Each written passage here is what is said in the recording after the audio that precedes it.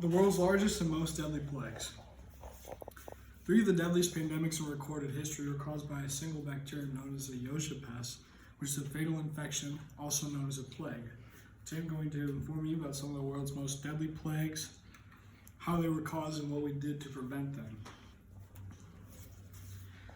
Today we'll cover 3 of the world's most deadly pandemics, starting with the Black Death, then the Great Plague of London, then the Plague of Justinian. I would like to begin my discussion with the Black Death. The Black Plague, otherwise known as the Black Death, was a viral outbreak that occurred in Europe in the year 1347.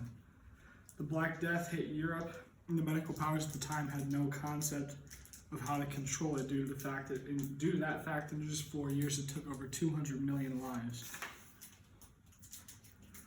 As for how to stop the disease, people had no scientific understanding of the contagion. The best idea they could do was that it had something to do with proximity. The forward-thinking officials at the time put them in as what we know as quarantine. Much like what we're doing right now, they also held a quarantine for citizens. At first, sailors were held on their ships for 30 days, which became known as the Venetian Law. As time went on, the Venetians increased the forced isolation into 40 days. Even before the death ships pulled into the port, many Europeans heard rumors about a great plague passing through the east, and it had a deadly path carving across the trade routes in the near and far east. Indeed, in the early 1300s, the disease had struck China, India, Persia, Syria, and Egypt. The Black Death was terrifyingly contagious. Just the touch of clothes could pass it on from person to person. Even the most healthy in the city could go to bed healthy and wake up in the morning dead. Now that we have discussed the Black Death, we will now transfer over to the Great Plague of London. London never really caught a break after the Black Death. The plague resurfaced every 20 years from 1348 to 1665, 40 outbreaks in 300 years, and with each plague, 20% of the population in the British capital was killed. The Great Plague of 1665 was the last worst plague in centuries. In just 7 months, it killed over 100,000 people. Public entertainment was canceled. Victims were forcibly shut into homes to prevent the spread of the plague. Imposed first forced isolation by the 1500s. Bales of hay with a white flag were placed in front of homes with infected family members. And if you had an infected family member and you went out in public, you had to carry a white pole with a large red X on a flag.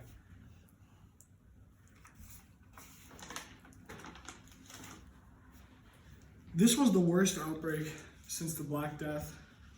In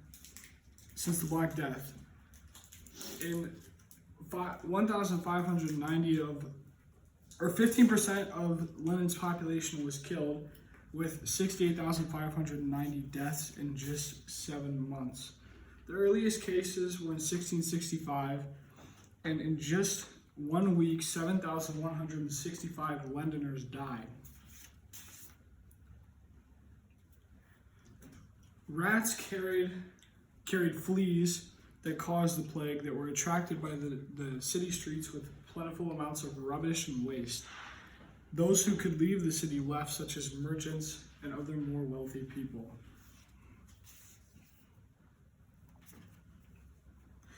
Now that we have discussed the Great Plague of London, we will now go over the Plague of Justinian. The Plague of Justinian arrives in Constantinople, and it was carried over the Mediterranean Sea from Egypt. Plague-ridden fleas hitched a ride on the rats that snacked on the grain.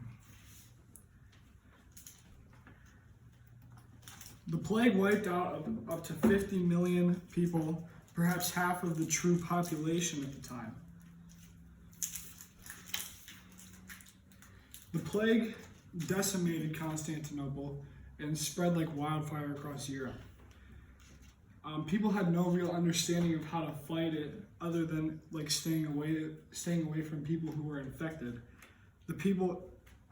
Medical officials believed that the only people who survived had immunity to the virus. Much like the other plagues, this plague was also carried by fleas on rats. At the time, people could not figure that out, but they figured out that it was carried by animals, so they would massacre large amounts of cats and dogs, such as pets. Now I would like to close with the following statements. We have specifically looked at each plague. I hope that I have successfully informed you about some of the world's most deadly plagues.